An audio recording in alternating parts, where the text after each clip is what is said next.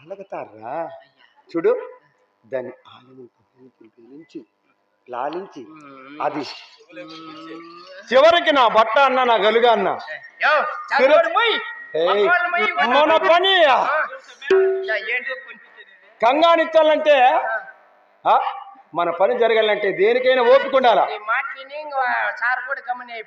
ఇది రతియో భారతియో పార్వతియో శ్రీపతియో లేక లక్ష్మి